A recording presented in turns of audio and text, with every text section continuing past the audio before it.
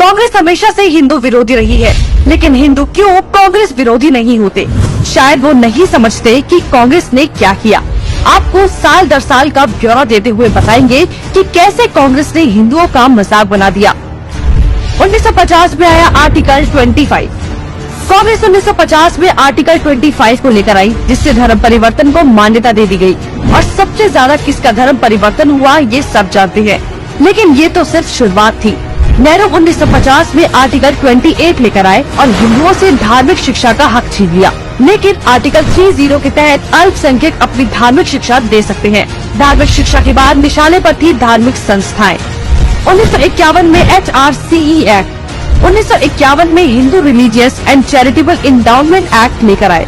उन्होंने कारण दिया कि बड़े मंदिरों का रखरखाव सही से हो सके, लेकिन इसकी आड़ में कब्जे कर लिए, जिसके तहत भारत में मौजूद बड़े बड़े मंदिरों का प्रबंध सरकार ने अपने हाथों में ले लिया और मनमाने ढंग से इनकी संपत्ति का दुरुपयोग किया। और ये सिर्फ हिंदुओं के मंदिर पर लागू था, बाकी धर्मों या धार्मिक स्थल पर लागू नहीं था। 1956 में हिंदू कोड बिल आया। 1956 में नेहरू सरकार हिंदू कोड बिल लेकर आई, लेकिन अल्पसंख्यकों के लिए इन्होंने पर्सनल लॉ बोर्ड को बिल्कुल हाथ नहीं लगाया। मतलब एक ही है, देश में एक जाति तब संविधान कानून से और दूसरी अपने धर्म के कानून के हिसाब से, और आज भी यूनिफॉर्म सिविल कोड से कतराते हैं। कांग्रेस ने लगाई आरक्षण की आग। कांग्रेस आरक्षण लेकर आई, जिससे हिंदुओं को बांटने का काम किया गया, जिससे सबसे बड़ा नुकसान हिंदुओं को हुआ। आरक्षण की देश में जरूरत थी, लेकिन मक्कार कांग्रेसी इस योजना को 10 साल लागू करने की बजाय इसे बढ़ाते चले गए और न ही इससे लोगों को सशक्त बना पाए, जबकि लोगों को इसकी लत लगा दी गई। इंदिरा का कार्यकाल। साल 1976 में इमरजेंसी के दौरान ही इंदिरा ने संविधान में सेक्युलर शब्द को जबरदस्ती घुसा दिया, जिसको लेकर संसद में कोई चर्चा तक नहीं हुई। मतलब कि हिंदू बहुसंख्यक होते हुए भी भारत हिंदू देश नहीं कहलाया जा सकता, जबकि आप हमारे आसपास देखेंगे तो सभी मजहबी देश है, लेकिन हिंदुओं के लिए कोई देश नहीं बचा। इसके बाद हिंदुओं के कानूनी अधिकार और इतिहास निशाने पर थे।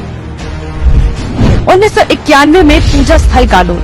1991 में कांग्रेस ने पूजा स्थल कानून बनाया, जो बेहद हिंदू विरोधी कानून था, क्योंकि इस कानून के तहत हिंदू, सिख और जैन मुगलों के कब्जे से मंदिरों को छुड़ाने के लिए लड़ाई ही नहीं लड़ सकते।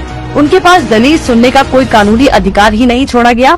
हमने लाखों मंदिर और उनका इतिहास खो दिया। 1992 माइनॉरिटी कमीशन एक्ट।